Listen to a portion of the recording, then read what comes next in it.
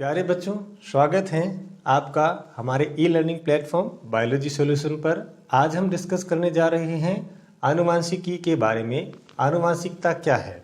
आनुवांशिकता को यदि हम सरल शब्दों में कहें तो हम कह सकते हैं माता पिता से जो संतानों में लक्षण प्रदर्शित होते हैं वही क्या कहलाती हैं?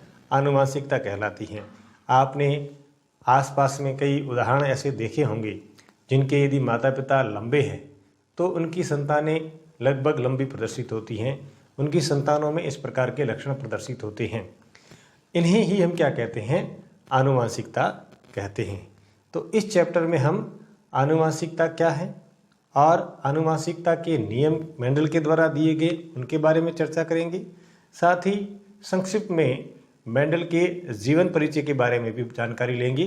तो बच्चों, बिल्कुल बगैर समय गंवाए हम शुरू करते हैं आज का हमारा टॉपिक आनुवांशिकी।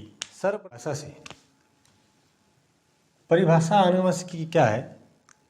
जीव विज्ञान की वह शाखा जिसमें सजीवों के आनुवांशिक लक्षणों व विभिन्नताओं का अध्ययन किया जाता है, उसे आनुवांशिकी इंग्लिश में जेनेटिक्स कहते हैं। Means a branch of biology which deals with genetic characters and variations of an organism or a living beings is known as genetics। उसको क्या कहा जाता है? जेनेटिक्स कहा जाता है। आनुवांशिक लक्षण क्या है, इसकी परिभाषा हम आगे दे रहे हैं। विभिन्नताएं क्या है, इनकी एक एक करके परिभाषाएं हम आगे दे रहे हैं। जेनेटिक्स शब्द सबसे पहले बेटसन नामक वैज्ञानिक के द्वारा 1905 में उपयोग में लाया गया, या हम कह सकते हैं प्रतिपादित किया गया।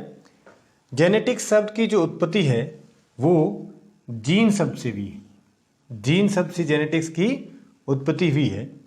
आनुवांशिक लक्षण क्या होते हैं? लैंगिक जनन के दौरान युग्मकों द्वारा विभिन्न लक्षण पीढ़ी दर पीढ़ी संचरित होते हैं, उनको हम क्या कहते हैं? आनुवांशिक लक्षण कहते हैं। मीन्स सेक्सुअल रिप्रोडक्शन के माध्यम से आनुवांशिक लक्षण है वो माता पिता से संतानों में प्रदर्शित होते हैं। Means during sexual reproductions by the formations of gamete the characters which transfer from parental पीढ़ी टू प्रोजेनी और offsprings is called genetics characters और हेरिडिटी कैरेक्टर्स। इनको क्या कहते हैं? जेनेटिक्स कैरेक्टर्स कहते हैं या हेरिडिटी कैरेक्टर्स कहते हैं, जो कि माता पिता से संतानों में प्रदर्शित होते हैं। और ये कब होते हैं? लैंगिक जनन के द्वारा, जब गैमिट फॉर्मेशन होता है। और गैमिट फॉर्मेशन से जो जाइगोट का फॉर्मेशन और जाइगोट के बाद एम्ब्रियो का फॉर्मेशन और एम्ब्रियो जब अडल्ट में डेवलपमेंट होता है तो ये इस वे में ट्रांसफॉर्मेशन होता है। नेक्स्ट है वंशांगति। आनुवांशिक लक्षणों का जनक पीढ़ी से संतति पीढ़ी में जो संचरण होता है, मतलब माता पिता से जो संतानों में जो संचरण हो रहा है, उसी को हम क्या कहते हैं? वंशांगति कहते हैं। Means transmissions of genetic characters from parental पीढ़ी to offspring is known as heredity. वंशागति कहलाता है। हेरिडिटी शब्द 1863 में सर्वप्रथम स्पेंसर के द्वारा उपयोग में लाया गया। नेक्स्ट परिभाषा हम डिस्कशन कर रहे हैं वेरिएशन, विभिन्नताएं। विभिन्नताएं क्यों प्रदर्शित होती हैं? क्योंकि लैंगिक जनन के दौरान जब सेल डिवीजन होता है एम्ब्रियो का, जाइगोट का, तो एक फेज आती है जिसको हम कहते हैं क्रॉसिंग ओवर या जीन विनिमय, जिसमें जीनों का क्रोमोसोम के ऊपर आपस में शिफ्टिंग होता है। उस जीन विनिमय के दौरान जो सजीव प्रदर्शित करते हैं वो क्या कहलाती हैं? विभिन्नताएं कहलाती हैं। क्योंकि उनका जो जेनेटिक स्ट्रक्चर है वो उनके पेरेंटल स्ट्रक्चर से क्या हो जाता है? चेंज हो जाता है। और चेंज हो जाने की वजह से उनसे जो पेरेंटल से है वो प्रोजेनी में थोड़ी सी वेरिएशंस देखने को मिलती हैं। इसलिए प्यारे बच्चों, अब हम डिस्कस करेंगे मेंडलवाद, मेंडलिज्म। मेंडलवाद मेंडल का जीवन परिचय है, जिनका संक्षिप्त वर्णन हमने यहाँ पर करके रखा है। तो मेंडल को आनुवंशिकता का पिता कहा जाता है। ये बहुत इंपॉर्टेंट पॉइंट है। एक छोटा सा सवाल आ जाता है, आनुवंशिकता के पिता कौन कहे जाते हैं? तो आपका सीधा उत्तर होगा ग्रेगर जॉन मेंडल, या मेंडल भी लिख सकते हैं आप। आनुवंशिकता के ऊपर इनके द्वारा किए गए बहुत सारे प्रयोग और आनुवंशिकता की सरलतम जानकारी प्रदान करने के लिए इनको आनुवंशिकता का पिता कहा जाता है, फादर ऑफ जेनेटिक्स।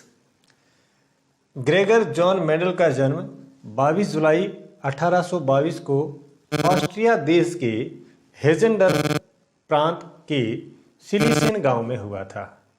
ये जो हेजेंडर प्रांत का सिलिसियन गांव है, उस वक्त चेकोस्लोवाकिया गणराज्य में था। उसके बाद देशों विभिन्न प्रकार के गतिविधियों की वजह से देशों का पुनः सीमांकन हुआ, और पुनः सीमांकन होने की वजह से ये ग्रेगर जॉन मेंडल का जहाँ पर जन्म हुआ था, वह उस वक्त तो चेकोस्लोवाकिया गणराज्य में आता था, लेकिन बाद में वह किसके हो गए? ऑस्ट्रिया की सीमा में आ गया। वर्तमान में यह ऑस्ट्रिया देश में है। 1843 में इनको ब्रून शहर के चर्च में पादरी बना दिया गया, और जिस चर्च में ये पादरी थे, वहाँ के गार्डन में इन्होंने एक पौधे पर अपने प्रयोग किए, और उस पौधे का नाम था उद्यान मटर, जिसका वानस्पतिक नाम है पाइसम सेटाइवम। ये इम्पोर्टेंट है। सवाल यहाँ से बनता है कि मटर के द्वारा कौन से पादप का अपने प्रयोग के लिए इस्तेमाल किया गया? तो आपका सीधा सा उत्तर होगा उद्यान मटर। फिर ये भी सवाल आ सकता है कि मटर के पौधे का वानस्पतिक नाम क्या है जो मेंडल के द्वारा उपयोग में लिया गया? तो आपका उत्तर होगा Pisum sativum. Pisum sativum plant के ऊपर इन्होंने अपने जेनेटिक्स के प्रयोग किए, और जो उन्होंने प्रयोग किए उसका जो शोध पत्र था वो वहाँ पर प्रकाशित होने वाली एक पत्रिका में प्रकाशित किया, और उस पत्रिका का नाम था ब्रून सोसाइटी ऑफ नेचुरल हिस्ट्री। हालांकि एक छोटी सी लोकल पत्रिका थी जो इतनी वर्ल्ड वाइड या फेमस नहीं थी, जो कि हर जगह पहुँचे। एक लोकल पत्रिका में उनके प्रयोग प्रकाशित हुए। ये बाद में जाकर के उनकी विफलताओं का भी कारण बनता है कि मेंडल के जेनेटिक्स के प्रयोग है वो इतने समय बाद कैसे फेमस हुए।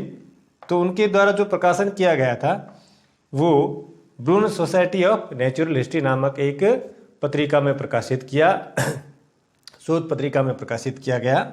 और जो उन्होंने अपना शोध पत्र था, उसका जो टॉपिक था, उसका शीर्षक था, वह था पादप संकरण पर प्रयोग से प्रकाशित किया, means experiments on plant hybridisation के नाम से उन्होंने शोध पत्र Brunn Society of Natural History में प्रकाशित किया। अंत में उनकी 6 जनवरी 1894 को मृत्यु हो गई।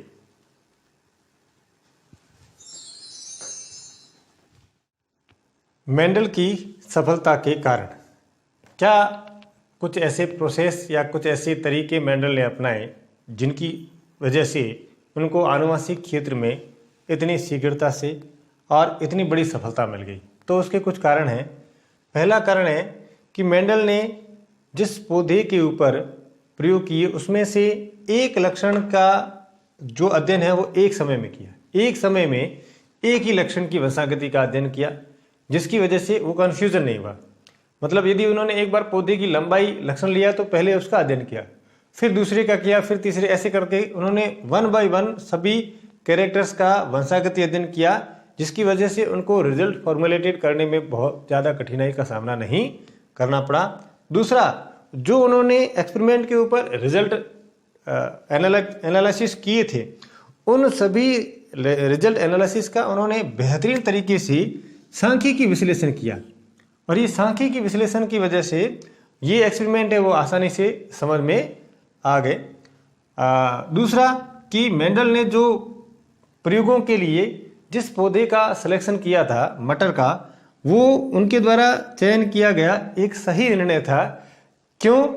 क्योंकि मटर के पौधे में कई सारे गुण होते हैं, ये हम आगे देखते हैं कि मटर के पौधे का चयन करना उनकी सफलता के कारणों में से एक कारण था।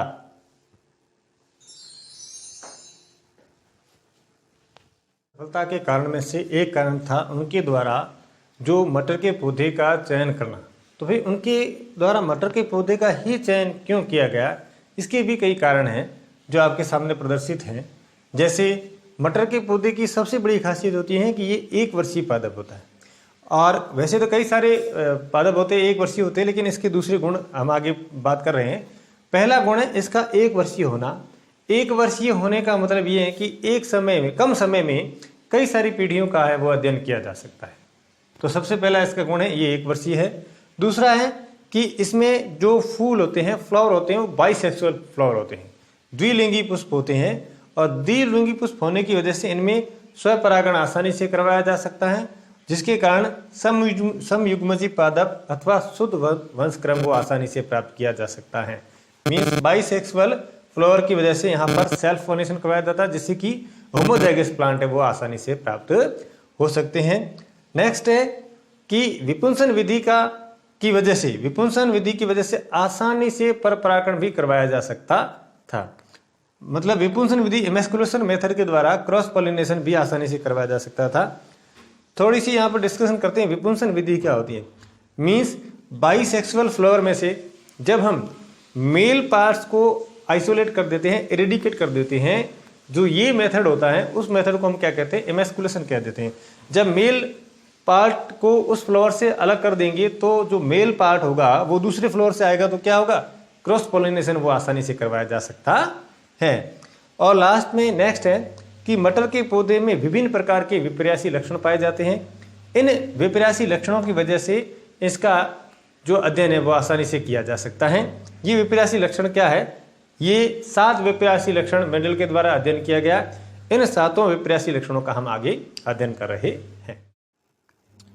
मेंडल के द्वारा जो मटर के पौधे के 7 विपर्यासी लक्षणों का अध्ययन किया गया था वो मैं टेबल की फॉर्म में आपके समक्ष प्रदर्शित कर रहा हूं, और आप देख रहे हैं 1 बाय 1 इस टेबल में यदि हम देखेंगे तो पादप के 7 विपर्यासी लक्षणों को बताया गया है, जिसमें से एक प्रभावी लक्षण है और एक क्या है, अप्रभावी लक्षण है। ये प्रभावी लक्षण और अप्रभावी लक्षण क्या होते हैं, इसकी जानकारी हम प्रभाविता के नियम में लेंगे तो आप देखेंगे कि उनके द्वारा 7 लक्षण कौन कौन से लिए गए। सवाल कभी कभी आता है कि मेंडल के द्वारा लिए गए 7 मटर के 7 विपर्यासी लक्षणों को लिखिए। तो पहला लक्षण लिया गया पादप की लंबाई, हाइट ऑफ प्लांट, जिसमें प्रभावी लक्षण है वो लंबा और अप्रभावी लक्षण होता है वो क्या है, बोना। दूसरा, प्रत्येक के उन्होंने 2-2 कैरेक्टर्स लिए, जैसे पुष्प के यानी कि फ्लावर के 2 कैरेक्टर्स लिए, फली के 2 कैरेक्टर लिए और बीज के 2 कैरेक्टर लिए। दूसरे कैरेक्टर में पुष्प की स्थिति एक्सियल यानी अक्षीय है तो प्रभावी और शीर्षस्थ है तो अप्रभावी, और इसको एक्सियल को कैपिटल ए से प्रदर्शित किया गया है और शीर्षस्थ को स्मॉल ए से प्रदर्शित किया गया है। तीसरा कैरेक्टर है फली की आकृति, जो फूली हुई फली है वह प्रभावी लक्षण है, इन्फ्लेक्टेड यानी कैपिटल आई, और सिकुड़ी हुई जो फली है वह है अप्रभावी लक्षण है, इसको स्मॉल आई से इंडिकेट किया गया है। नेक्स्ट, फोर्थ जो कैरेक्टर है वह है फली का रंग। हरा फली का रंग होता है वो प्रभावी लक्षण है, इसको कैपिटल जी से इंडिकेट किया गया है, जबकि पीला जो होता है वह अप्रभावी है, इसको स्मॉल जी से इंडिकेट किया गया है। पांचवा हम कैरेक्टर लेते हैं बीज की आकृति। बीज की गोल आकृति होती है वह प्रभावी, जबकि झुर्रीदार होती है वह अप्रभावी। गोल को हम राउंड कहते हैं, इसलिए कैपिटल आर गोल के लिए इंडिकेट किया गया है, जबकि स्मॉल आर झुर्रीदार के लिए इंडिकेट किया गया है। नेक्स्ट कैरेक्टर है बीज पत्र का रंग। पीला जो बीज पत्र का रंग होता है वह प्रभावी बताया गया है, जबकि हरा यहाँ पर क्या बताया गया है, अप्रभावी। पीला यानी कि येलो, कैपिटल वाई है वो पीले को इंडिकेट करता है, जबकि स्मॉल वाई है वो हरे को इंडिकेट करता है। नेक्स्ट और लास्ट जो मटर का विपर्यासी लक्षण है वह है पुष्प का रंग, जिसमें वॉयलेट यानी कि बैंगनी वो प्रभावी लक्षण को प्रदर्शित कर रहा है, जबकि सफ़ेद यानी कि वाइट है वह अप्रभावी लक्षण को प्रदर्शित कर रहा है। बैंगनी को यहाँ पर कैपिटल W से इंडिकेट किया गया है, जबकि वाइट को यहाँ पर स्मॉल w से इंडिकेट किया गया है। तो ये मेंडल के द्वारा मटर के पौधे के 7 विपर्यासी लक्षणों का अध्ययन किया गया था और पहले इन्होंने 1 बाय 1 किया, फिर 2 को, फिर 3 को, फिर 4 को, ऐसे करते करते इन्होंने अपने प्लांट हाइब्रिडाइजेशन के एक्सपेरिमेंट को किया। और नेक्स्ट हम वीडियो में देखेंगे मेंडल के आनुवंशिक नियम, laws of Mendel's of genetics. Mendel के प्रयोगों की पुनः खोज। आप ये बात सोचकर आश्चर्यचकित हो जाएंगे कि भी मेंडल के प्रयोग की पुनः खोज से क्या मतलब है। पुनः खोज से ये मतलब है कि मेंडल ने जो प्रयोग दिए थे वो लगभग 35 वर्ष तक उपेक्षित रहे, मतलब नेग्लिजिबल रहे, किसी का ध्यान उधर नहीं गया। कारण पहला तो मैंने आपको बताया था, ब्रुन सोसाइटी ऑफ नेचुरल हिस्ट्री। दूसरा जो उनकी सफलता का कारण था, उन्होंने स्टैटिस्टिकल डाटा में अपने रिजल्ट दिए थे, वो सामान्यतः लोगों में समझ में नहीं आए, ये उनकी विफलताओं का भी कारण बना है। तो बाद में 35 वर्ष तक लोगों को जानकारी नहीं मिली कि मेंडल एक इतना बड़ा काम करके चले गए हैं। लेकिन 1900 में 3 वैज्ञानिक फिर आते हैं जो अलग अलग जगहों पर अपना प्रयोग करते हुए उन्हीं रिजल्ट पर पहुंचते हैं जहां पर ग्रेगर जॉन मेंडल है वो 35 वर्ष पहले पहुंच चुके थे। तो वो वैज्ञानिक हैं हॉलैंड से हुगो डी व्रीज, जर्मनी से कार्ल कोरेंस और ऑस्ट्रिया से एरिक वॉन शर्मेक। ये तीनों वैज्ञानिक अपने अपने प्रयोगों के आधार पर उन्हीं रिजल्ट्स पे आते हैं जिन रिजल्ट्स पर 35 वर्ष पहले मेंडल आए थे और इनका पहले रिजल्ट दे चुके थे। जैसे ही इनके एक्सपेरिमेंट है वो पब्लिश हुए, पब्लिश होते ही ध्यान गया कि ये जो रिजल्ट है ये रिजल्ट पहले किसी ने डिस्कवर कर रखे हैं, और वापस में जब पता चला तब देखा कि 35 वर्ष पहले ग्रेगर जॉन मेंडल नामक एक महान वैज्ञानिक ये काम करके गया है, और फिर उनकी रीडिस्कवरी के तौर पर इन 3 वैज्ञानिकों ने, तभी इसको क्या कहा जाता है, मेंडल के नियमों की पुनर्खोज या rediscovery of Mendel's law, Mendel's के लॉ की डिस्कवरी।